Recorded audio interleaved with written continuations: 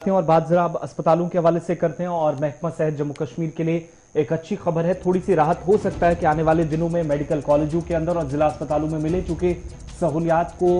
मजीद बेहतर करने की कोशिश हुई है। जम्मू कश्मीर के अंदर जहां पर 17 DNBs यानी नई जो सीटों का इजाफा करने के लिए कोशिश थी, उसमें एक कामयाबी मिली है। DNB यानी diplomate of national board programme के तहत 17 सीटें जो DNBs और 22 डिप्लोमास, कुल मिलाकर 39 सीटें हासिल करने में जम्मू कश्मीर का महकमा सेहत मुख्तलिफ अस्पतालों के लिए कामयाब हुआ है। 39 मजीद सीटों को मंजूरी मिली है और इस तरीके से बड़े सरकारी अस्पतालों और जिला अस्पतालों को मिलाकर कुल सीटें जो हैं वो अब तक 124 पहुंच गई हैं। ये मुख्तलिफ सीटें हैं जो स्पेशल कोर्सेज करने के बाद मेडिकल फील्ड्स में सीनियर ऑफिसर्स होते हैं,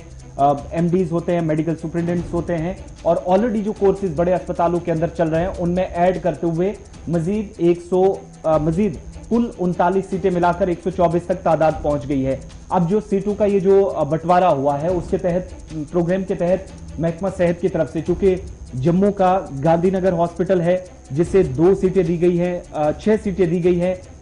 इसके अलावा डिस्ट्रिक्ट हॉस्पिटल यानी JLNM श्रीनगर जिसको 2 सीटें मेडिसिन में दी गई हैं। डिस्ट्रिक्ट हॉस्पिटल कुलगाम जो टोटल चूंकि 10 सीटें थी, इनमें से कुलगाम को भी 2 सीटें दी गई हैं।